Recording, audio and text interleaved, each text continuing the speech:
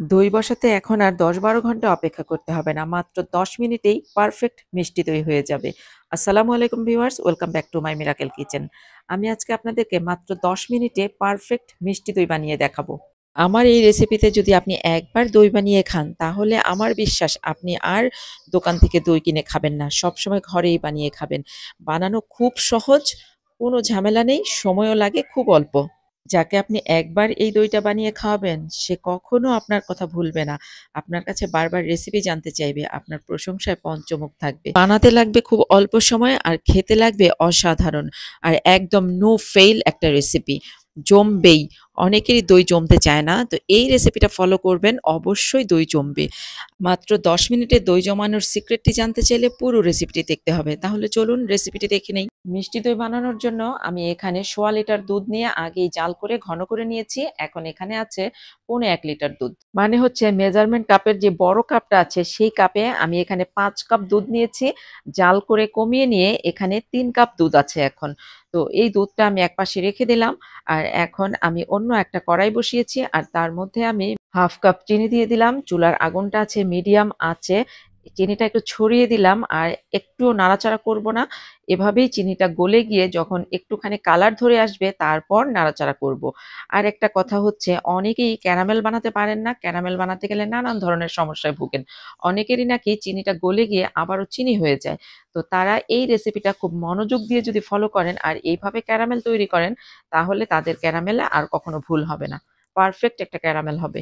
খেয়াল করেছেন নিশ্চয়ই যে চিনিটা কালার হওয়ার আগ পর্যন্ত কিন্তু আমি নাড়াচাড়া করিনি। যখন কালার একটু ধরে এসেছে তখনই কিন্তু আমি স্প্যাচুলা দিয়ে নাড়াচাড়া করেছি।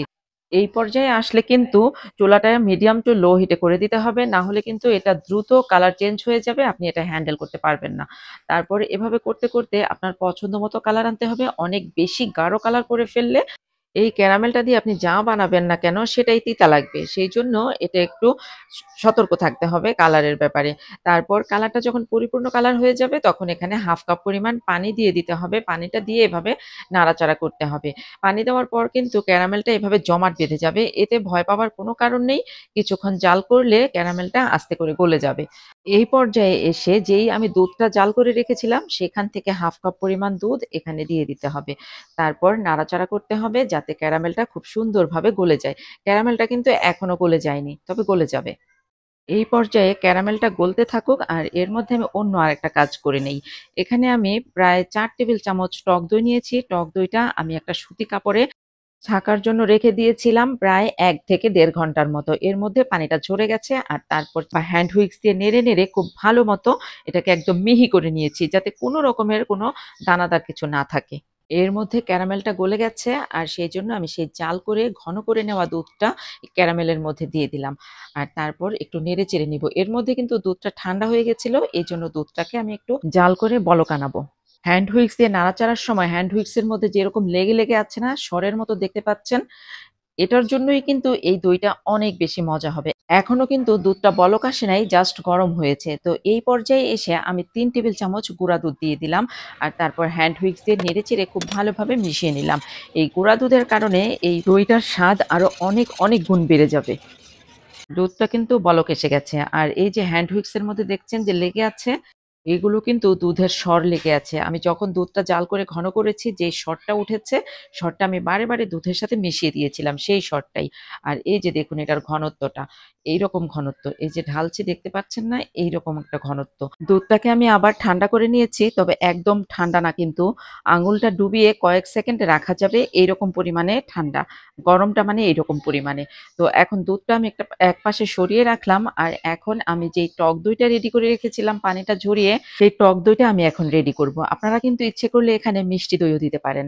তবে টক দই দিলে আমার কাছে ভালো লাগে, এজন্য আমি টক দই দিলাম। এখন জাল করা দুধের থেকে এখানে অল্প একটু দুধ আমি টক দইয়ের সাথে মিশিয়ে নিলাম। খুব ভালোভাবে মিশিয়ে নিতে হবে।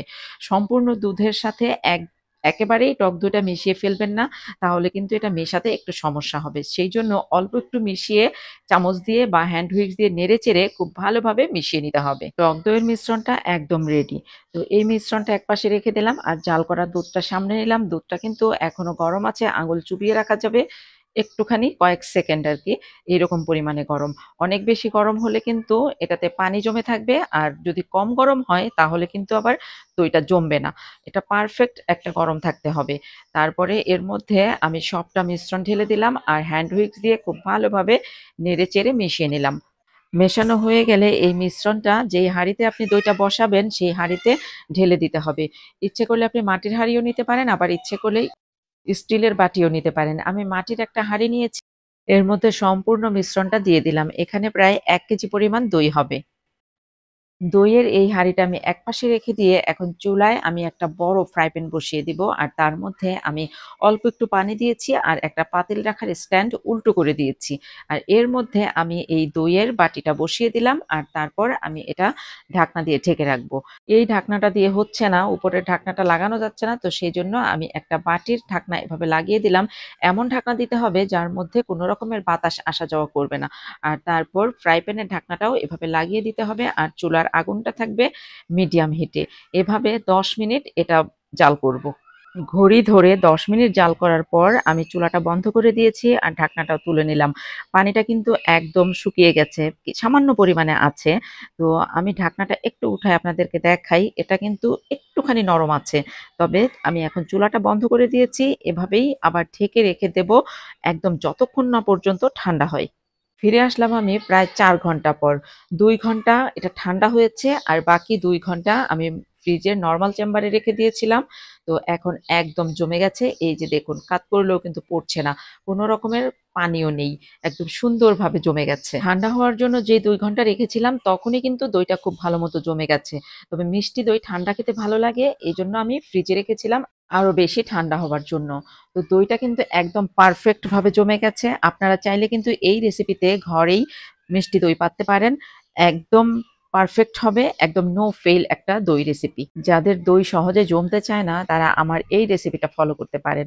যারা একদম আনাড়ি কোনো কাজই পারেন না তারাও আমার এই রেসিপিতে দই বানালে দইটা একদম পারফেক্ট ভাবে জমে যাবে।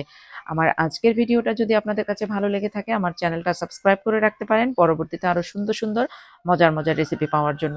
আজকের মতো আমি দই রেসিপিটা এখানেই শেষ করছি। আবার দেখা হবে আপনাদের সাথে নতুন কোনো রেসিপি নিয়ে, নতুন কোনো ভিডিও নিয়ে। ততদিন আপনারা ভালো থাকবেন, সুস্থ থাকবেন, মিরাকেল কিচেনের সাথেই থাকবেন। আল্লাহ হাফেজ।